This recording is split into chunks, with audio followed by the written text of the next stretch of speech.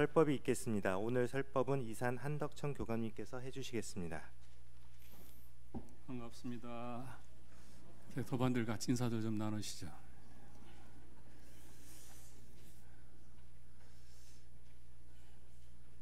네, 오늘 광타오님이 저렇게 양쪽 지파를 짚고 나와서 경강을 해주셨는데요.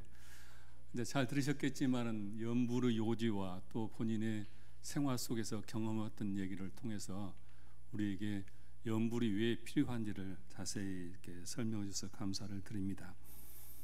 지난주에 제가 일상 수행의 요법만으로도 성불에 족하다는 정산종사 말씀을 전하면서 원불교는 어려운 종교가 아니라 일상 수행의 요법만 우리가 표준 잡고 생활에 살아간다면은 충분하다, 이런 말씀을 드렸습니다. 대종사님께서 과거에 많은 종교의 번거한 경전과 종교의 교리를 신앙과 수행이라고 하는 두 축으로 간결하게 쉽게 그리고 생활 속에서 실천할 수 있도록 하셨고, 그것을 9조목으로 이렇게 말씀을 해주셨는데, 어느 도반이 설교를 듣고 나서 저한테 이런 질문을 하셨습니다. 일상수행 요법을 믿고 실천하기 위해서는 알미 기초가 되어야 하지 않습니까? 제대로 알지 못하고 어떻게 실천을 할 수 있습니까? 그래서 이제 알에 대한 질문을 하셨어요. 사실 우리가 제대로 알아야 바른 실천을 할 수 있죠.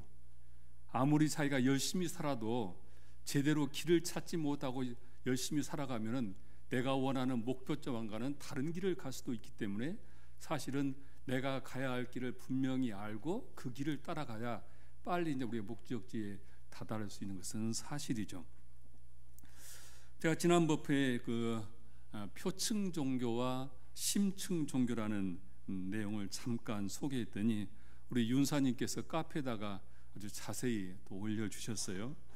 보니까 이제 그 글을 읽어본 분들이 많지 않은 것 같아서 제가 오늘 다시 한번 소개를 좀 더 드리겠습니다.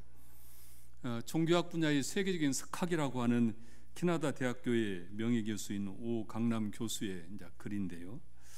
이분이 제가 본 자료는 심층 종교와 표층 종교라는 표현을 처음으로 이분이 하신 것이 아닐까, 저는 그렇게 제가 본 자료는 그렇게 알고 있는데요.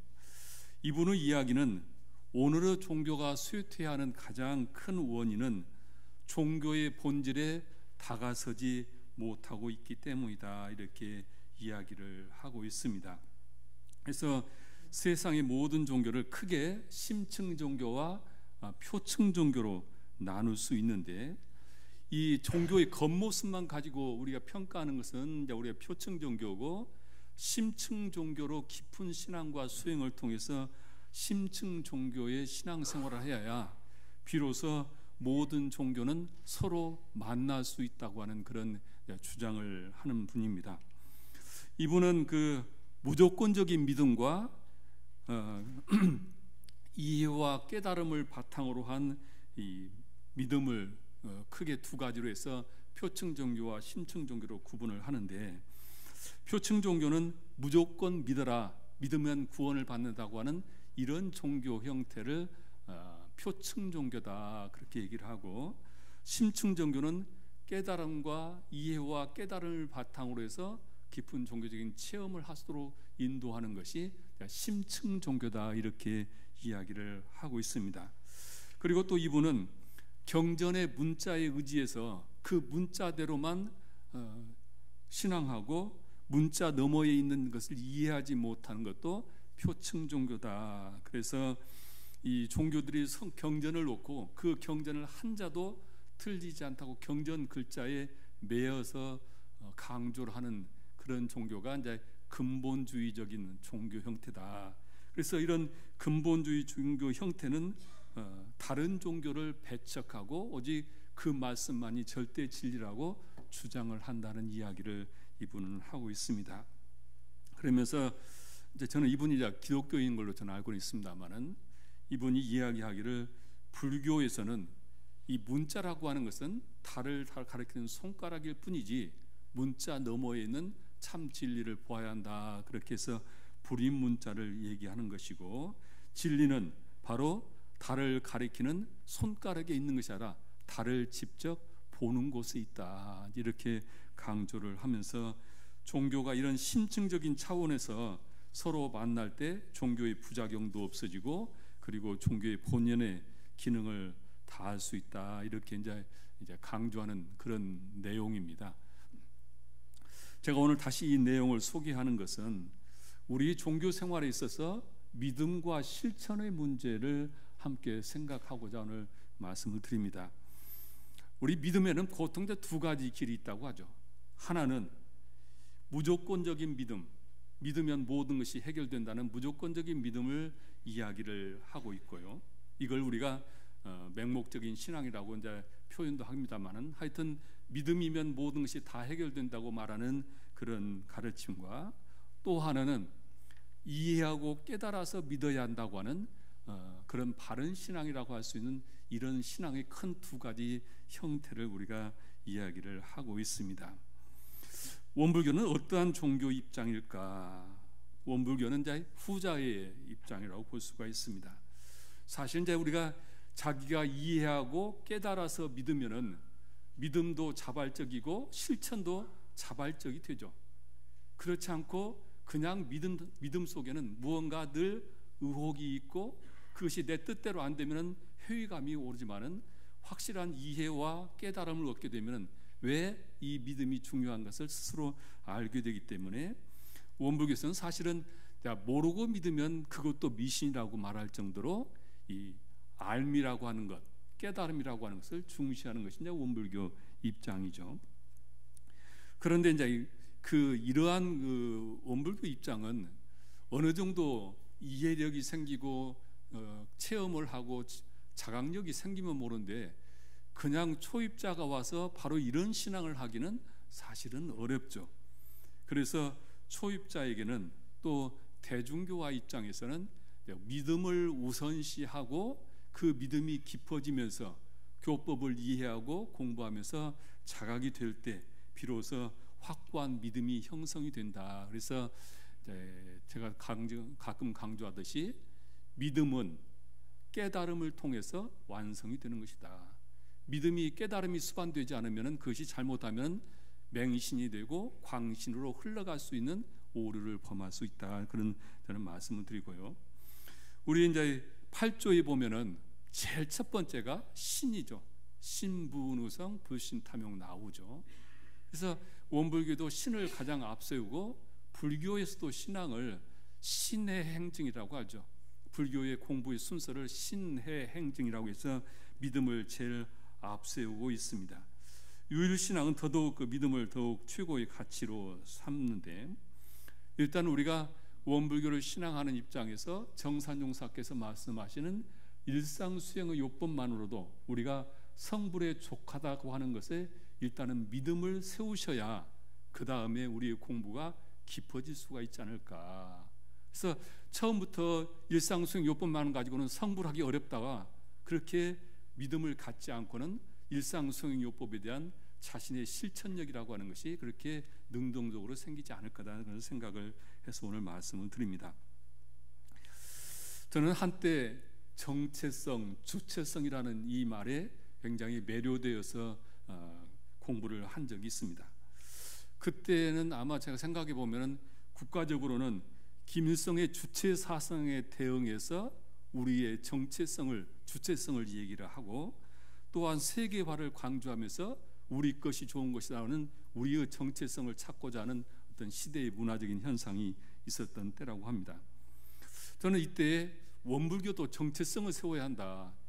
뭐 사람들 보통 만나면 원불교는 불교의 종파가 아니냐, 첫 질문이 그러잖아요. 이런 질문도 있고, 또 뭔가 우리가 그런 질문과 또 때로는 민족의 어떤 신흥 종교로 치부되는 이런 모습을 보면서 원불교만은 정체성을 세워야 한다는 그런 생각을 가지고 젊은 시절에 원불교와 불교를 분리해서 차별화시켜야 한다는 전 주장을 하고 한때 이제 공부를 한 적이 있습니다. 그런데 사실 이제 이 정체성이라고 하는 것은 나타난 아까 표층 종교처럼 건물이라든지 경전이라든지 어떤 제도를 가지고 종교를 구분하는 것, 차별화시킨다고 하는 것은 참 어리석은 일이죠. 그런 제도라고 하는 것은 언제든지 변화될 수 있고 시대에 따라 변화되는데 그것을 가지고 자기 정체성을 세운다고 하는 것은 좀 어리석은 것이 아닐까. 그래서 교리를 가지고 원불교 교리 속에서 원불교만의 정체성을 찾으려고 고민을 한 적이 있습니다. 그런데 원불교만의 독자적인 정체성을 찾기가 사실 쉽지가 않더라는 거죠. 왜냐하면은 대종사님께서는 진리는 하나라고 하셨고 모든 종교를 다 총섭하는 그런 가르침을 가지고 있는데 교리를 통해서 원불교만의 독자성을 세우기가 쉽지가 않다는 생각을 그때 했습니다. 타 종교와 서로 상통을 해야 하고 또 불교와도 서로 우리가 회통을 해야 하는데 차별성만 강조를 해가지고는 회통이 될 수가 없고 대종사님께서 진리는 하나라고 하는 것을 거부하는 것이죠. 진리가 하나다고 한다면 모든 종교의 가르침을 최대한 같이 회통하는 그런 해석을 하고 그렇게 종교와 만나야 하지 않을까. 그렇게 제가 생각이 바뀌면서 원불교의 정체성은 원불교만의 독자적인 그런 주체성을 세우는 것이 아니라 모든 종교의 진리를, 모든 종교의 가르침을 다 회통시켜서 원불교에서 그것을 모든 종교를 다 존중하고 그렇게 모든 종교가 공존할 수 있는 그런 가르침을 펼치는 것이 이것이 원불교의 정체성이 되어야 하지 않을까, 이제 그런 생각을 했습니다. 오늘 일상순교법 1, 2, 3조를 이런 정체성의 또 심층 종교 속에서 한번 생각을 해보게 되는데요. 우리 일상순교법 1, 2, 3조는 우연의 일치인지는 모르지만은 6조 단경의 가르침과 비슷합니다. 불교의 6조 단경의 가르침과 비슷합니다.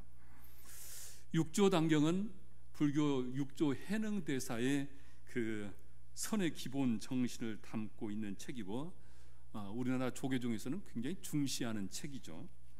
지난 4월 달에 참불선언에서 일주일간 이렇게 정진을 하는데 그때 6조 단경을 교재로 해서 한국의 고승들을 초빙을 해서 매일 한 강좌씩 이 강의를 해서 대성황을 이룬 적이 있습니다. 그만큼 이 선불교를 이해하는데 6조 단경은 굉장히 중요한 책입니다.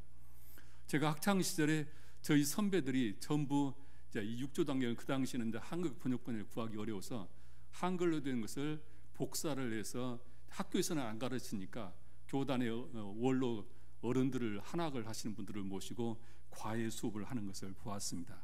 그때 이 책이 정말 중요하구나 그런 생각이 들어서 저도 이 책을 사긴 하는데 너무 한자가 많아가지고 제대로 보지 못하고 책꽂이만 꼽아놓고 그렇게 이제 모신 적이 있는데 경산용 목사님께서 몇 년 전에 이 6조 이 책을 이제 번역을 해주셨습니다. 이 이제 책의 전반부는 해능대사의 이 행적을 쭉 적어놨는데 그 행적 속에 불교 선의 의미가 다 담겨 있어서 오늘 이야기를 좀 하겠습니다. 대종사님 이야기가 아니라 해능대사 이야기를 좀 하려는데요. 지금의 광동 지방은 이 광동 지방에서 해능대사가 태어났습니다. 신주라는 곳에 태어났는데 아버지가 일찍 돌아가시고 홀어머니를 모시고 봉양하면서 살아가는 나무를 해서 팔아가는 나무꾼이었습니다. 일찍 학문을 할 기회도 없어서 글자도 모르는 그런 까막눈의 총각이었는데 나무를 해가지고 팔로 갔다가 어느 집에서 경을 읽는 소리를 듣죠. 그것이 금강경에 나오는 응무소주 이생심이라고 하는 그 글귀에 탁 꽂힙니다. 우리가 요를 말하면은 그냥 필이 꽂힌 거죠. 그래서 이분이 그 말씀을 듣고 출가를 결심을 합니다. 아마 우리가 살아가면서 무언가 어떤 기연에서 내 삶의 변곡점을 만드는 일도 있을 것입니다. 바로 이제 해능대에서는 응무소주 이생심을 확실히 깨닫는지 모르지만 하여튼 그 말씀에 내가 출가를 해야겠다고 결심을 하게 됩니다. 그래서 노모와 작별을 하고 한 달에 넘게 걸려서 그 황매산에 있는 오조 홍인대사를 찾아가서 자신의 이제 소개를 하니까 대뜸 오조 홍인대사가 영남이라면은 오랑캐가 아니냐, 어찌 오랑캐가 부처가 되겠다고 하느냐, 이렇게 질문을 탁 던지죠. 이 까막눈의 해능이 그 얘기를 듣고, 그 당시 이제 신주라고 하는 것은 중국 문명에서 보면은 그 오랑캐들이 살아가는, 오랑캐로 취급되는 그런 지역이었습니다. 근데 이 해능대사가 응수하기를, 사람이야 남북이 있지만은 어찌 불성에 남북이 있겠습니까? 이렇게 응대를 탁 하잖아요. 이렇게 이 말을 듣고 이 홍인대사가 이게 보통 놈이 아니구나, 그렇게 이제 생각을 하시죠. 그러면서 그 내색을 하지 않고 쓸데없는 소리 한다고 하면서 허드렛 일을 하는 식당으로 보내서 나무를 하고 행자 생활을 하게 하죠. 행자 생활을 하면서 이 홍인대사의 설법을 엿듣게 되고 스스로 그걸 표준 삼아서 수행 삼매 이렇게 늘 수행을 하게 되죠. 그런데 어느 날 이 홍인대사가 이 문중 그때 이제 이 절이 굉장히 컸던 절인 모양이에요. 거의 500여 명의 대중이 수행을 하는 절이었는데, 그 사람들을 다 모아놓고 말씀하시기를, 내가 너희들에게 생사대사가 늘 중요하다고 얘기를 했는데 보니까 하루 종일 밥만 축내고 복만 바랄 뿐 삶의 근원적인 문제를 제대로 공부하는 사람이 없다. 그러면서 각자의 본성을 꿰뚫어 보지 못하면 다 헛일이다 그러시면서 각자 자기 본성을 꿰뚫어 보고 개송 하나씩을 지어 바쳐라. 그래서 그 개송을 보고 내가 내 법을 전할 육조를 선택하리라, 이렇게 공표를 하시게 됩니다. 이 500여 개 대중 중에 이 홍인대사의 수제자라고 하는 상수제라고 하고, 대중들이 다 다음에 저 법을 이어받을 사람을 신수대사라고 모든 사람이 다 그렇게 인식하고 있었다고 합니다. 그런데 신수대사가 모든 대중이 자기 글은 지을 생각 않고 자기만 바라보니까 이게 보통 고민스럽지 않습니다. 자기는 아직 솔직히 말해서 그 본성자를 아직 알지 못하는 거죠. 나이가 있고 조금 학식이 있다고 해서 대중이 수왕을 받을 뿐이지 자기 스스로는 아직 본성을 깨닫지 못한 것이었죠. 그래서 여러 날을 고민하다가 글을 지어서 저녁에 모르게 아마 이제 그 당시도 이제 그 공고판이 있었던 모양이에요. 거기다 딱 붙였다고 합니다. 그 글을 보면 신시 보리수요, 몸은 깨달음의 나무요, 시며 명경대라, 마음은 밝은 거울일세, 시시근불식하니 부지런히 털고 닦아서 막사 유진해라, 티끌과 먼지가 끼지 않도록 하여라. 이렇게 이제 글을 지었어요. 이 글을 보고 사람들이 역시 신수대사라고 칭송을 합니다. 그런데 아침에 이 홍인대사가 그 글을 보고 굉장히 실망을 하죠. 그런데 그 대중의 신망을 받고 있는 이 신수의 체면을 생각하고 그걸 평가하지 않고 참 좋은 글이다, 모든 대장이 다 외워라, 그렇게 이제 명을 하셨어요. 이 글이 이제 해능대사의 사람들이 외우고 다니니까 해능에 이제 귀도 들어가게 됐어요. 그 글을 보고 이 해능은 글을 쓸 줄 모르니까 한 사람을, 글을 쓰는 사람한테 나도 글을 하나 좀 붙이고 싶으니까 내 글을 좀 받아 적어달라 해서 그 옆에다가 글을 붙이죠. 보리 본무수요, 보리는 본래 나무가 없고 명경역 무대다, 밝은 거울 또한 받침대가 없다. 불성 상청정이니 부처의 성품은 항상 깨끗하거니 하처 유진해라, 어느 곳에 티끌과 먼지가 있으리요. 이렇게 딱 붙였단 말이죠. 해능대사가 그 글을 보고 당황을 하셨다고 합니다. 해능이 일찍이 법긴교를 알고는 있었지만은 이미 공개적으로 이제 해능의 신분이 드러나 버리니까 그 질투하는 무리들이 이제 걱정스러워서 가지고 있던 지팡이로 땅을 3번 치고 뒷짐을 지고 자기 방으로 들어갔다. 자, 그 뜻을 아무도 모르는데 해능만 알았다 그러죠. 밤 3시 3경에 내 방으로 뒤에 밤에 오라. 그런 뜻으로 했는데 그 말을 알아본 사람은 해능뿐이었다. 그 가섭존자가 꽃을 들고 부처님 부르시니까 가섭존자가 염화미소로 했듯이 사실 우리가 부부간에 이 정도는 돼야 평생을 살 수 있는 거 아닐까요? 우리가 수행을 한다고 하면서 스승과 제자 간에 이 정도는 되어야 정말 이심전심 이 정도는 돼야 될 것 같은데 평생을 살아도 이심전심이 안 될 때가 있죠. 그래서 이제 밤에 그 홍인대사 방을 들어갔더니 불빛이 새 나가지 않도록 다 하고 홍인대사가 금강경을 설을 하죠. 본심을 터득하지 못하면 배움은 아무 쓸모가 없다. 본성과 만날 때 너는 참 고태장부요 천상천하의 스승이요 바로 부처다. 그러면서 달마대사부터 넘어왔던 가사 장삼하고 바리떼를 징표로 넘겨주죠.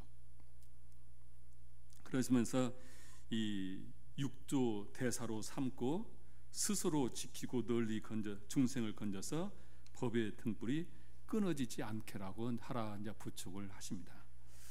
근데 그 당시 모든 대중은 신수대사가 차기 이 법을 이을 판이라고 생각을 했는데 이제 갓 20 넘은 애송이가 글자도 모르죠.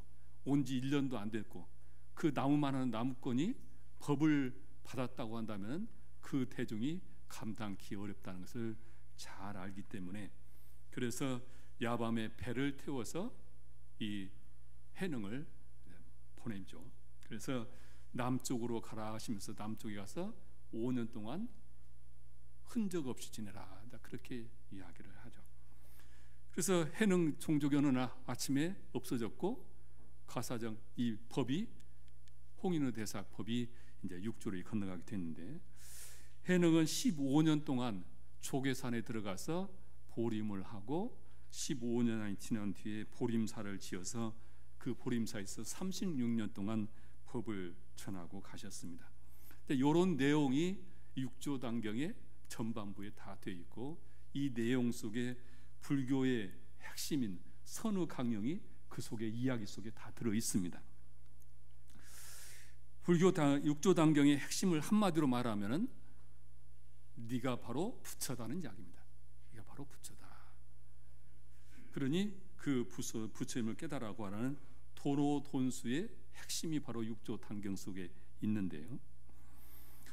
흔히 이 불교의 이 육조단경에 있는 선의 강령을 신수대사는 우리의 마음은 거울과 같으니 그 거울에 요란함도 어리석음도 그름이라고 하는 때를 자꾸 지워야 된다. 그렇게 해서 이 신수사막은 수상문정에다 그렇게 얘기를 하기도 하고 돈수의 사막이다 그렇게 얘기를 합니다. 그런데 해능은 원래 우리 모두는 그냥 불성을 가지고 있고 그 불성의 자리만 깨달으면 모든 것이 다 멸해진다는 그런 가르침을 도노돈수법을 펼치고 있죠. 이 육조단경에 보면은 사막에 대한 말씀이 나옵니다. 심지무란 자성정이다. 심지에 요란함이 없는 것이 자성의 정이요. 심지무치 자성해라. 심지에 어리석음이 없는 것이 자성의 해요. 심지무비 자성계라. 심지에 그릇됨이 없는 것이 자성계다. 우리의 자성, 우리의 심지, 우리의 본래 마음의 성격을, 속성을 이렇게 표현을 하셨습니다. 자, 이 말씀이 서기 600년도에 있었던 이 말씀이 1900년에 대종사님의 일상수행요법 속에 이 말씀이 다시 재살아나 있습니다.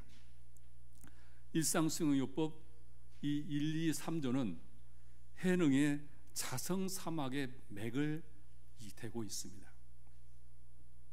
이것이 이제 대종사님이 6조 단경을 보시고 이렇게 하신 것인지, 아니면 깨닫고 나서 수행의 길을 이렇게 하시고 보니까 그렇게 우연히 결심인지는 모릅니다만은, 이론은 재불재성의 시민이요 일체 중생의 본성이라는 대종사님의 깨침에서 보면은 우리의 본성 자리는 바로 해능대사가 말하는 자성과 맥을 같이 하고 있다, 이렇게 볼 수가 있습니다.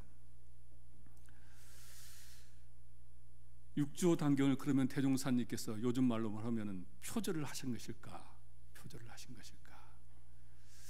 자, 요 내용, 이 글만 가지고 이해를 하면 이거 대종사님께서 표절을 했다 생각이 들고, 원불교는 모든 법이 다 표절했다고 사람들이 이야기할 수가 있습니다. 근데 대종사님께서 진리는 하나라고 하는 그 깨침의 그 말씀의 매고를 대고 이 부분을 어떻게 우리가 해석을 할 것인가, 어떻게 우리가 이해를 해야 할 것인가 과제가 있습니다. 그런데 이 6조 단경의 사막에 대한 말씀을 대종사님께서 당신의 입각지에서 새롭게 혁신을 하는 부분이 일상수행요법에 간략하게 표현되어 있습니다. 그것이 경계와 세움이라고 하는 것입니다. 경계와 세움 속에 자성사막의 해능대사의 사막의 맥을 이어가면서 그것을 새로운 시대의 종교법으로 대종사님께서 우리에게 실천의 길을 열어주셨다, 이렇게 이해를 하면 좋을 것 같습니다. 해능대사는 심지어는 요란함도 어리석음도 그름이 없다고 하는 얘기를 하셨습니다. 근데 여기에 대종사님께서는 경계라는 말씀을 하셨어요. 우리가 본래 요란함도 어리석음도 그름이 없는 존재인데, 실제 우리가 살아가는 것은 늘 요란하고 어리석고 그름으로 우리가 고통스럽게 살아가잖아요. 늘 마음의 번뇌망상이 끊임없이 살아가는데, 이걸 그러면은 어떻게 할 것인가? 이 부분을 나는 어떻게 나를 바라봐야 할 것인가?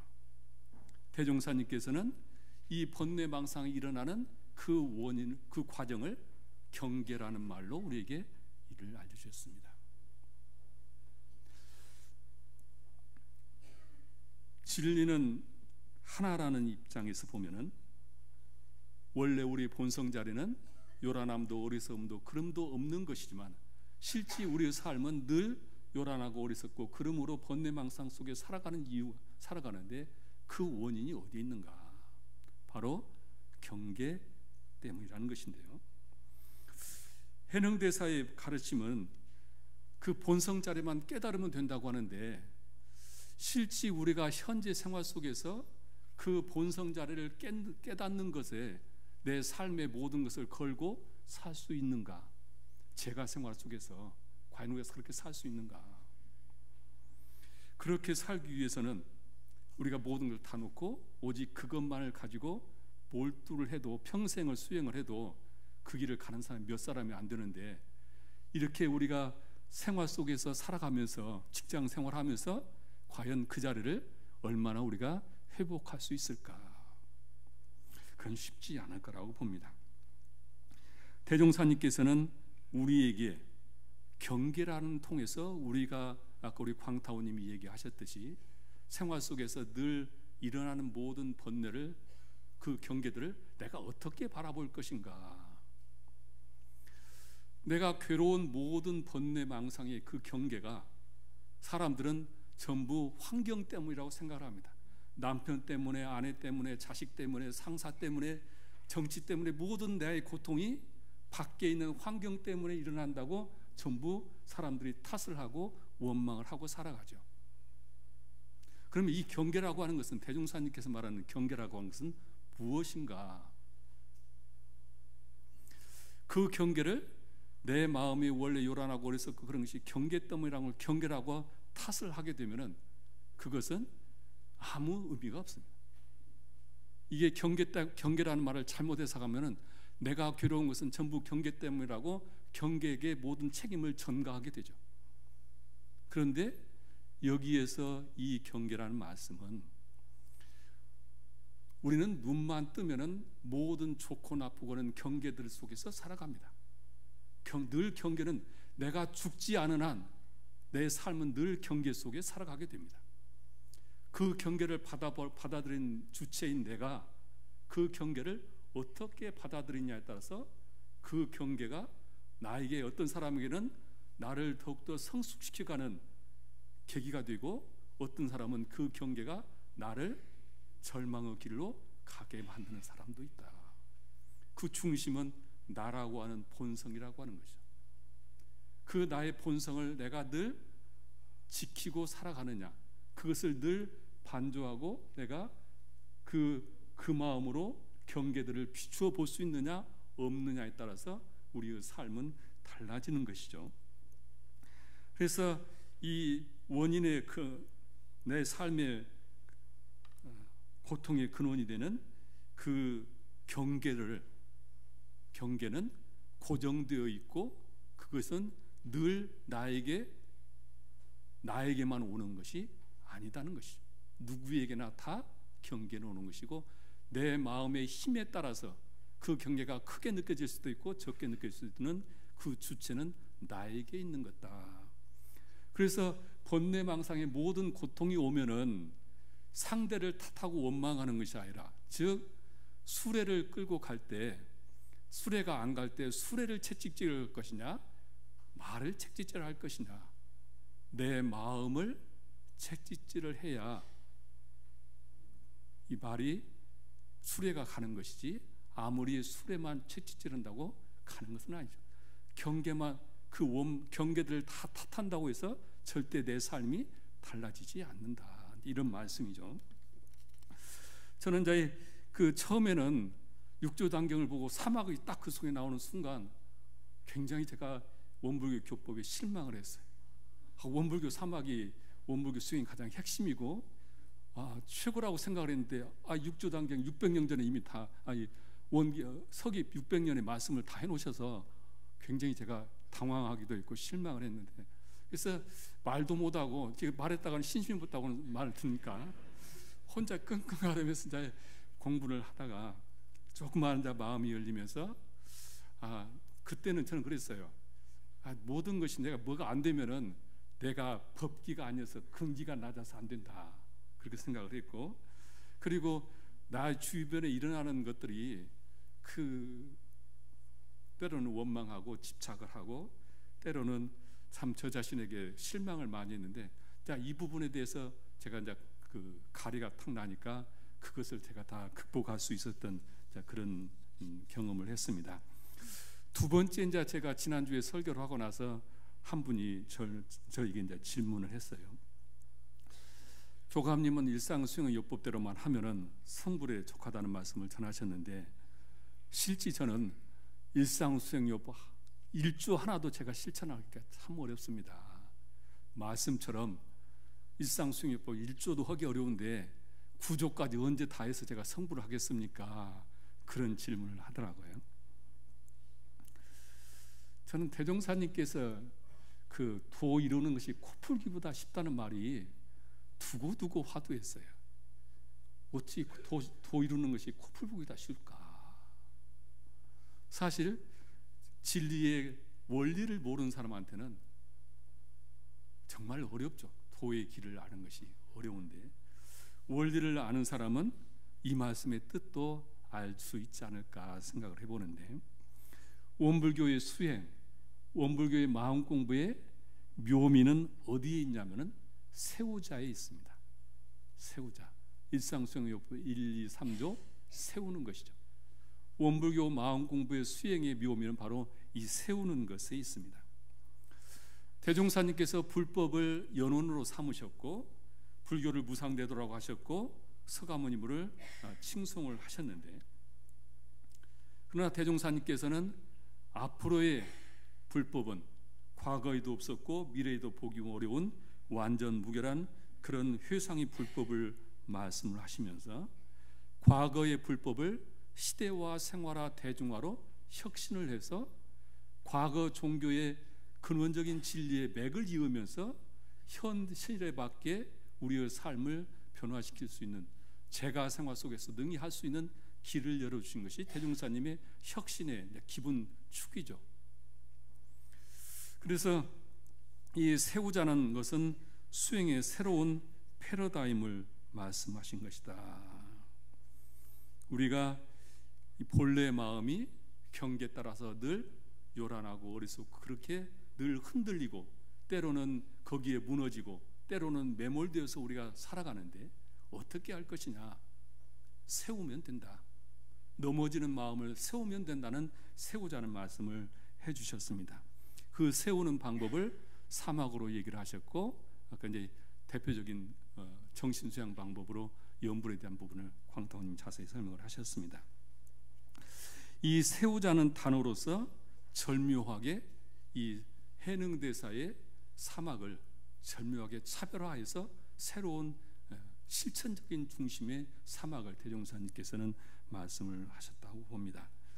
도노적인 것을 그대로 수용하시면서 그러면서 세우는 것으로 우리 삶 속에서 사막을 그대로 원 상태로 원래 자리로 돌아가게 하셨는데, 대종사님께서는 이 정신 수양을 통해서 자성의 정을 세우고, 사령을 통해서 자성의 해를 세우고, 그리고 작업 취사를 통해서 자성의 기회를 세우게 되면은 이론상과 같이 원만 구족하고 지공무사한 본래 나의 성품 자리를 누구나 다 회복하고 그 자리에서 삶을 살아갈 수 있다, 이렇게 말씀을 해주셨습니다.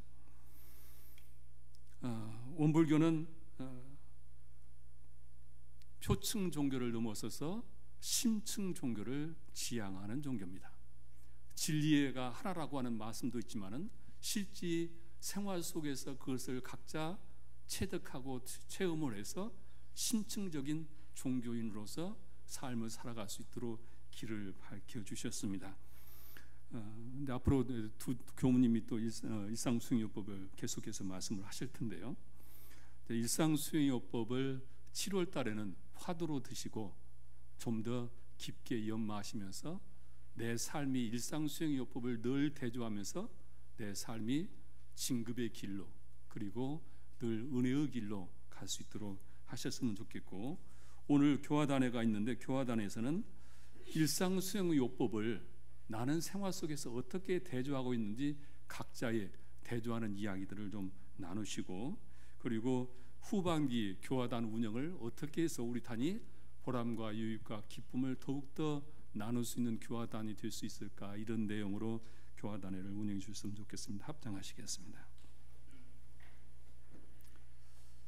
법신볼 사은이시여, 대종사님께서는 깨달음을 얻으시고 재벌조사의 성품과 저희들의 모든 중생의 본성이 둘이 아니다고 저희들에게 하셨습니다. 저희들 각자가 다 불성을 가지고 있다고 하셨습니다. 하오나 법신볼 사은이시여, 저희들의 삶은 늘 경계에 따라 요란하고 어리석고 그러므로 흔들리고 때로는 경계에 무너지고 때로는 경계에 함몰되어서 자신을 참 초라하게 할 때도 종종 있습니다. 대종사님께서는 저희들에게 이런 중생의 삶을 벗어날 수 있도록 심지는 원래 요란함이 없건만은 경계에 따라 있어지나니 요란함이 없는 자성의 정을 세우고 자성의 해를 세우고 자성의 계를 세울 수 있도록 저희들에게 그 길을 밝혀주셨습니다. 하오니 법신불 사은이시여, 이 가르침에 저희들이 눈을 뜨게 하시고 이 가르침대로 수행을 해서 늘 자성을 떠나지 않는 원만구족하고 지공무사한 삶의 주인공이 될 수 있도록 크신유적으로 호렴해 주시옵소서. 저희들 마음 모아 일심으로 비옵나이다.